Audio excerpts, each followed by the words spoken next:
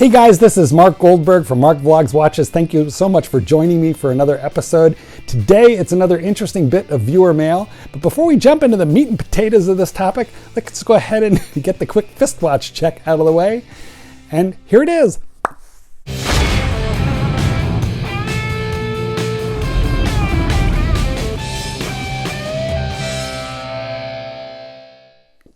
So much for being with me today, guys. Please throw a like on this video and for gosh sake, subscribe. Today only, it's free. Today I am wearing the Omega Seamaster with the extra little wart. You know what? This is a very cool watch with a display case back and has a lot of good things to recommend it. But before we go and do that, let's talk about what I have in my hands here right now, which is a letter. Okay, actually, it's a comment. Now let me make up a point here. Guys, I do read the comments. I endeavor to read as many of them as I can, and when I can, I comment back, but sometimes they stack up on me and I don't get to them. So you will have a much more secure way of getting your comment or your question answered and videoed, etc. if you drop me an email at markgoldberg8@gmail.com. But I do troll the comments and I look for interesting stuff.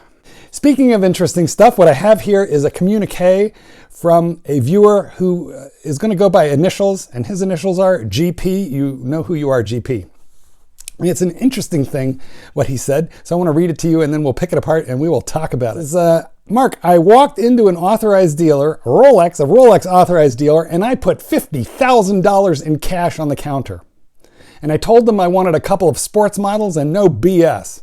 But they gave me the runaround. And then I took my money to the dealership and I bought a new truck. Salespeople lose more deals than they can make. Well, GP. You know, first of all, I got to give you credit for the tactic. I don't like the tactic, and I'm going to tell you why you got the result that you did. But I got to say, I'm going to give you points for the sheer masculinity, the raw power, the raw insensitivity. But you know what I'm saying.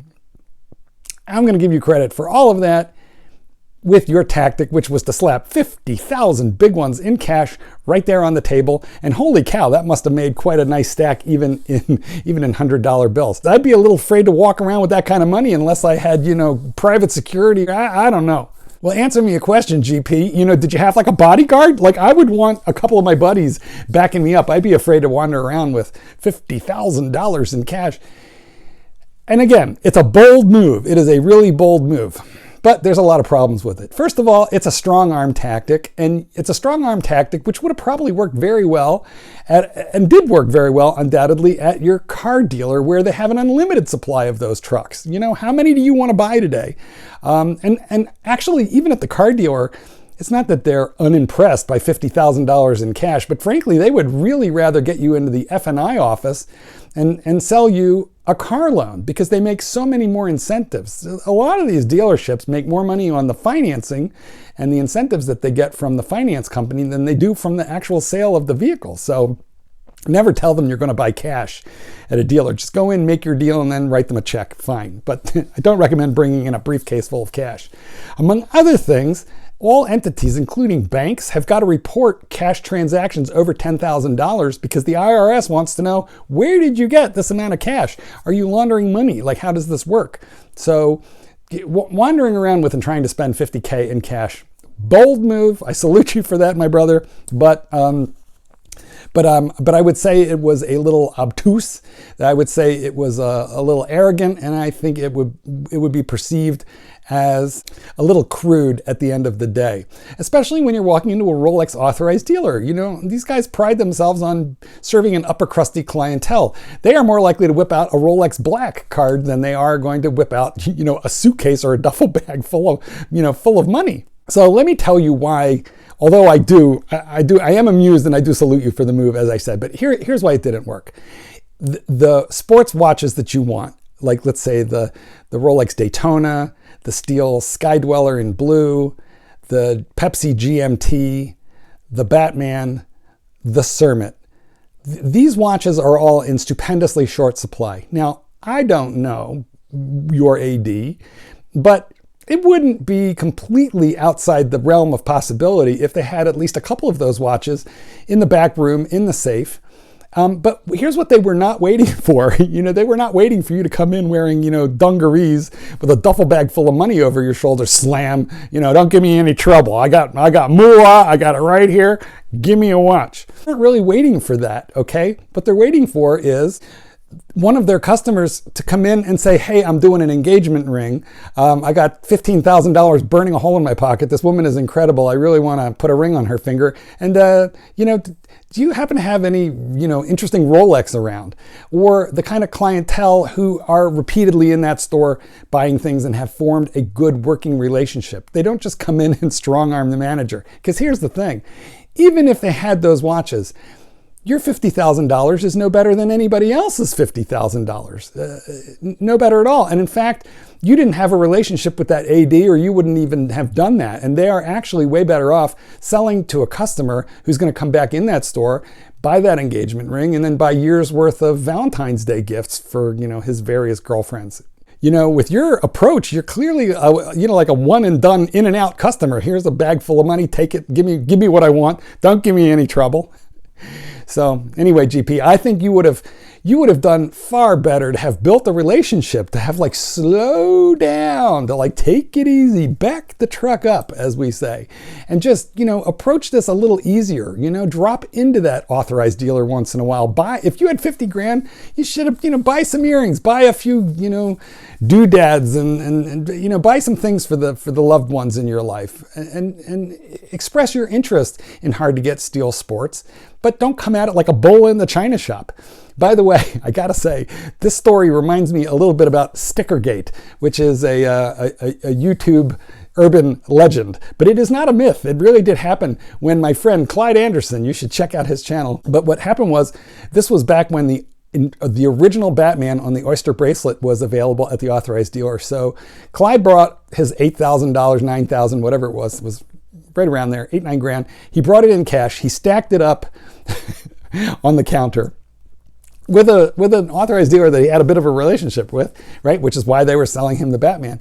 And so they bring out the Batman. They show him the Batman. The money is right there on the counter. And then the Rolex salesman pulls out those special Rolex plastic or rubber tipped tweezers, and he begins to remove all the stickers from the watch, which elicited a response from the rancher. And it went a little bit like this. Whoa, whoa, whoa, what do you think you're doing with my private property that I'm just about to buy? And they said, well, we're very sorry, sir, but although it is personalized, because Clyde's name was already on the card, the warranty card. They don't put names on the card anymore, but they did then, and Clyde's name was already written on the card. But they started to de-sticker Clyde's watch. He snatched the $8,000 in cash off of the countertop and stomped out like a 4-year-old, angry. And of course, the rancher is a lawyer, and what he understood was there had actually been no transaction because they hadn't taken the money; they left it in place. So there was no transaction, and they were de-stickering a watch, and it just offended him that they were molesting his property. Well, back in that era, some of the watches got de-stickered, some of them didn't. Pretty much all of them do these days, but. So let me tell you something, guys. Slapping cash down on the countertop of the authorized dealer and telling them, I got money and I don't want any trouble from you people, just give me what I want, is going to get you absolutely nowhere. You will get so much further if you pop into the store, once a month with some Starbucks, and just some sincerity, the desire to refer your friends to the authorized dealer to buy things perhaps that aren't necessarily jewelry related. I have a very nice relationship with my AD here in the Chicago area, which if you're interested where I shop at James & Sons at the Orland Park location. You can tell Brian that I sent you. I don't know that Brian will have in stock what it is that you're looking for, but I know he will take you seriously and be polite. And believe me, this is all you can ask from an authorized dealer. The problem is the inventory is super tight. You can't sell what you don't have. And you cannot bully an authorized dealer by slapping a duffel bag full of money on their countertop. You cannot bully them into selling either what they don't have or what is promised to other customers who have as much or more money than you do. I'm going to wrap it up like this. I train dogs, and I run kind of a high-class, slightly expensive, kind of boot camp resort, for dogs, if you will. And so I have trained dogs for a fair number of local Chicago area sports figures. You name a Chicago sports team, for example, and I've probably trained a couple of dogs that belong to people who play for that sport. Okay, but all of them, by the way, have been exceptionally polite. I mean, these are people with fame and money, but they're like super nice and super polite. They're easy to deal with. You know who's hard to deal with? Just the wealthy business guy who thinks his money is better than anybody else's money and wants to strong arm me into giving him the dates that he wants, even though they're already sold out. I've been offered as much as double, but what am I going to do? Kick somebody else out and know that I'm working for a difficult to satisfy customer who's attempting to bully me? At the end of the day, money that comes from a teacher is just as good as money that comes from a U.S. senator. Doesn't really matter. At the end of the day, people who are selling watches or training dogs, we just want happy clientele. We want happy customers. We want to help you. The AD wants to help you. It would make them very happy if they could sell more watches because they've got overhead. But, hey, they are dependent upon what Rolex will send them. And right now, supplies of Rolex are pretty difficult to come by. Guys, what do you think? Did GP blow it, or am I giving some bad advice here? Please throw a like on this. If you do not subscribe to this channel, it's about time you hit the subscribe button. It's free. Do it now, and we'll see you next time. This is Goldberg. Peace out. Paint the sky.